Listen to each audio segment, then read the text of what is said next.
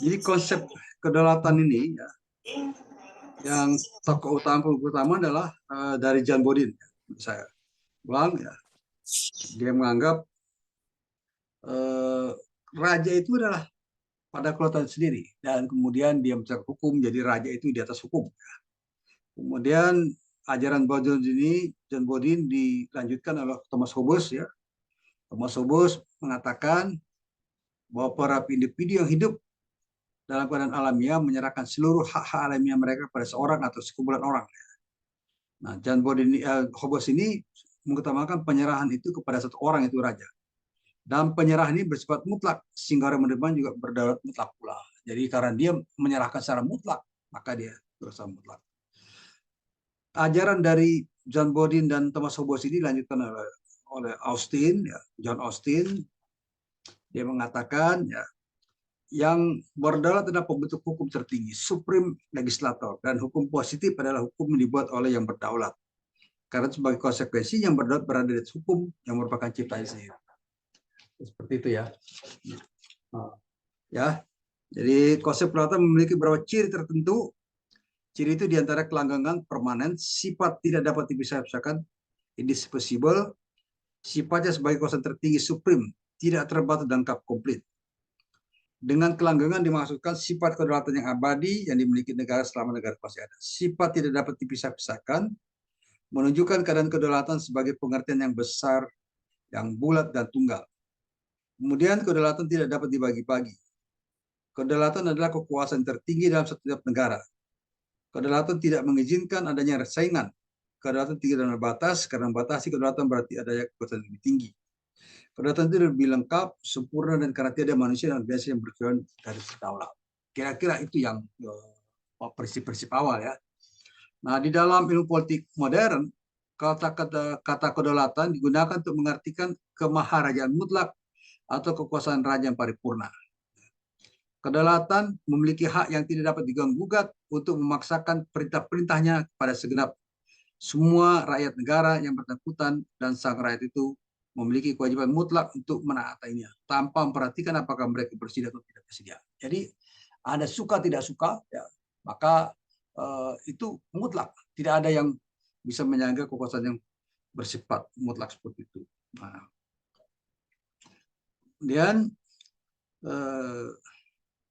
ya, hukum tercipta melalui kehendak kedaulatan serta menempatkan semua rakyat di bawah kewajiban untuk menaati. Jadi kalau ada hukum, tidak ada pilihan lain buat rakyat kecuali terima ya, tunduk pada kedaulatan itu.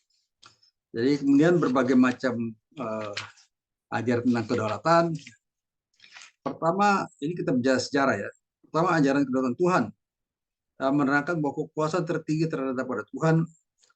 Ia menciptakan seluruh alam semesta ini, ya, segala makhluk yang hidup di dunia ini, oleh karena dia berkuasa dalam negara. Nah, ini yang prinsip umum ya. Nah, kalau menurut Quran ya, Tuhan adalah pencipta alam semesta.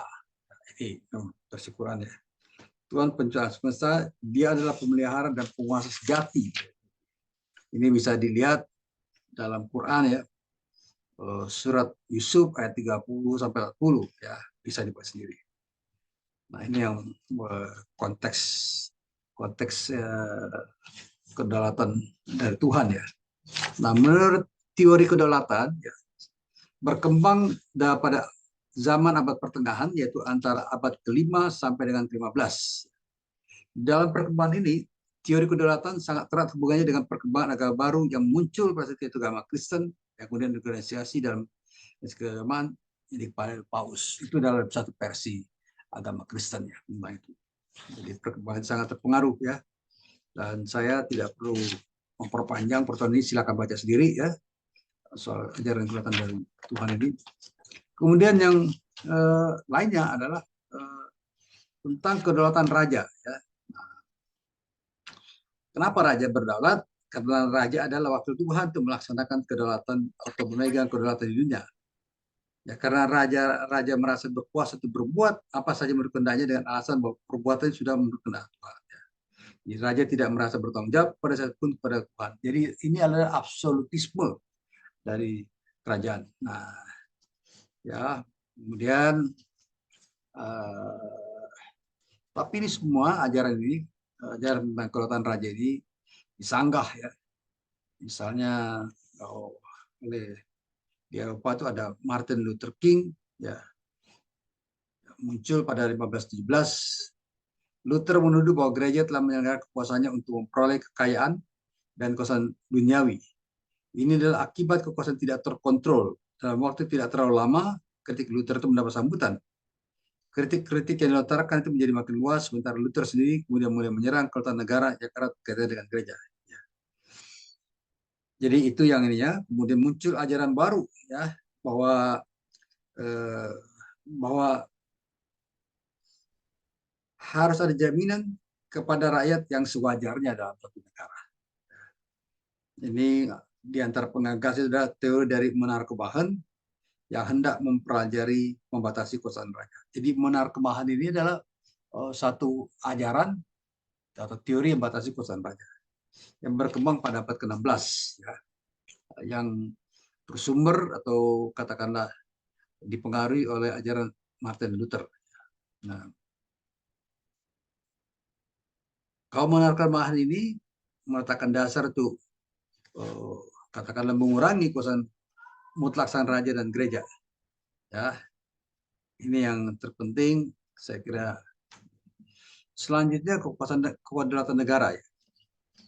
Ajaran kedaulatan negara sebenarnya merupakan kelanjutan dari ajaran kedaulatan raja.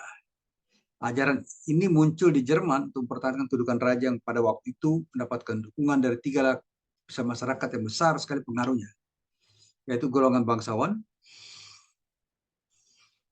golongan militer, kemudian golongan birokrasi. Ya, ini yang disebut sebagai pendukung ya dari ajaran kedaulatan negara. Para penganut teori kedaulatan negara mengatakan bahwa kedaulatan tidak ada pada Tuhan, seperti dikatakan oleh penganut teori kedaulatan Tuhan, ya. Tetapi ada penegak negara, negara yang menciptakan hukum. Jadi segala sesuatu harus tunduk pada negara, ya. Tunduk pada negara. Negara di sini dianggap sebagai satu keutuhan yang menciptakan peraturan-peraturan hukum.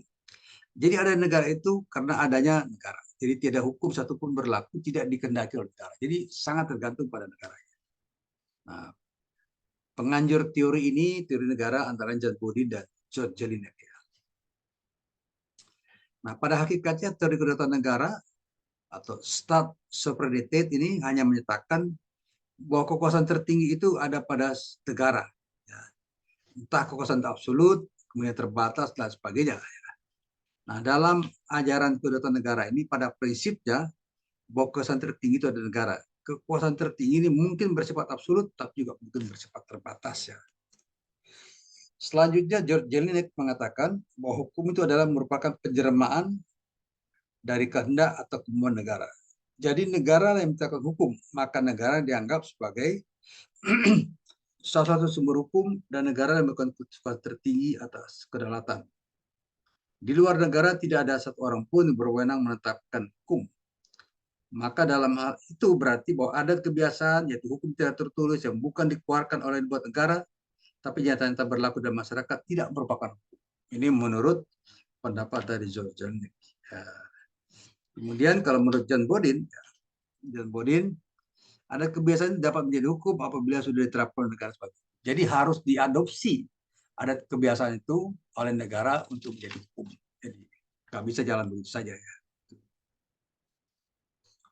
Ini yang pendapat ini. Ya, negara berdaulat memang berarti bahwa negara tidak mengakui satu kekuasaan yang lebih tinggi daripada kekuasaan sendiri. Jadi hanya ada negara di dalam konteks kekuasaan itu ya. Jadi hukum dia buat dan hukum hanya bisa dilaksanakan apabila negara mau. Ya. Nah, ada beberapa kriteria ya kewajiban yang mengikat negara yang bebas dan berdaulat, karena kedaulatan adalah satu unsur dalam kedaulatan negara itu.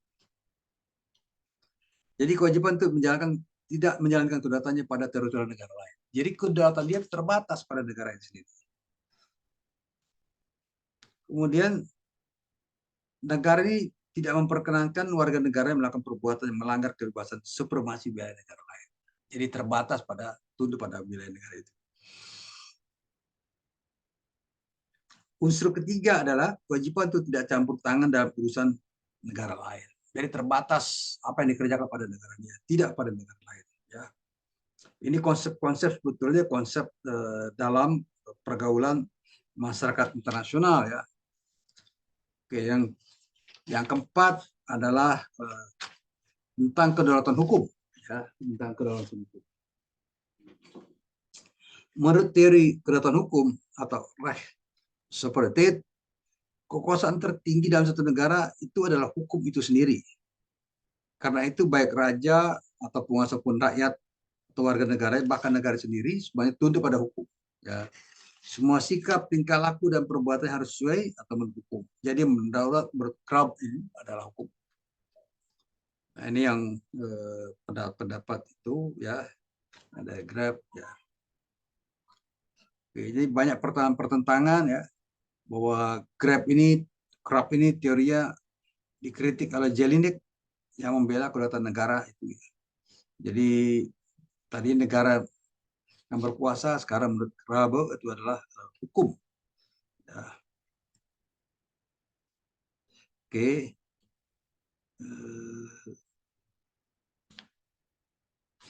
Banyak juga, ada juga pendapat yang mengecam pendapat Krabbe ini dari Apollodoren ya, bahwa semua itu sebetulnya hukum yang diberikan satu negara tergantung dari kesadaran apakah mau tunduk atau tidak. Jadi ada unsur kesadaran untuk tunduk. Aliran lain tentang kedaulatan adalah kedaulatan rakyat, popular sovereignty. Nah, ini kedaulatan rakyat ini adalah imbangan terhadap teori kekuasaan-kekuasaan tunggal atau yang berkuasa.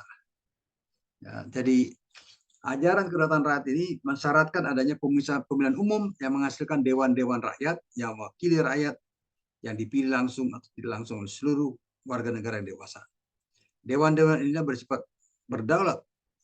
Paham kedaulatan rakyat ini dikemukakan oleh sudah dikemukakan oleh kaum Mahen ya, di alasan yang lalu ya, pelajaran yang lalu.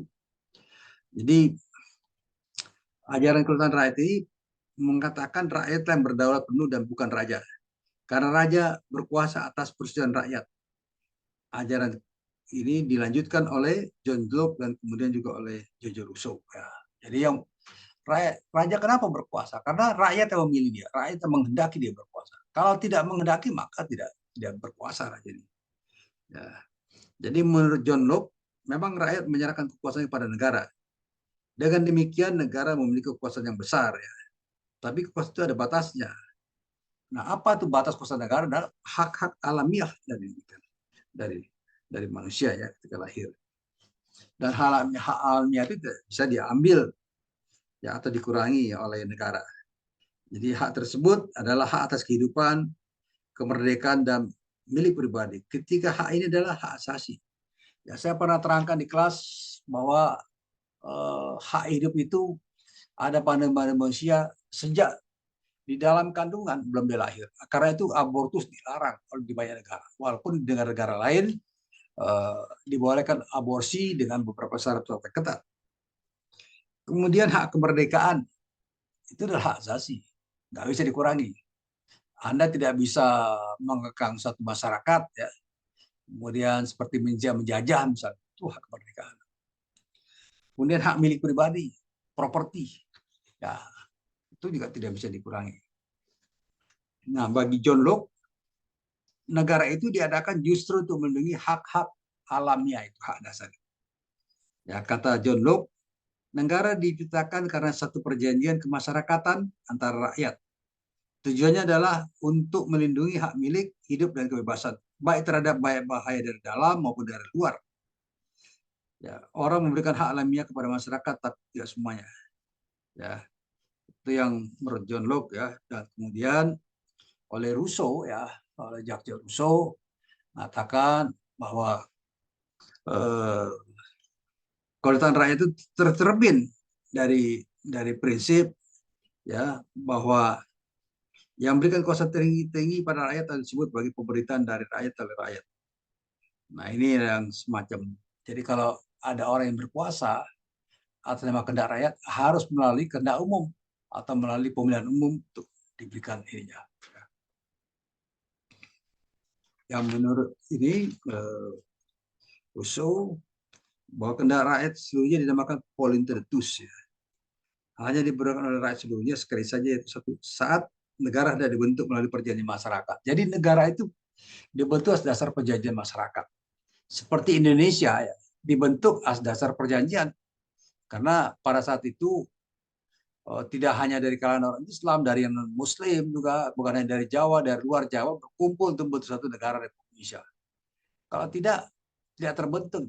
Jadi itulah kehendak bersama pembentukan negara. Kemudian ada suara terbanyak untuk memutuskan negara ini mau kemana dan siapa yang memimpin negara.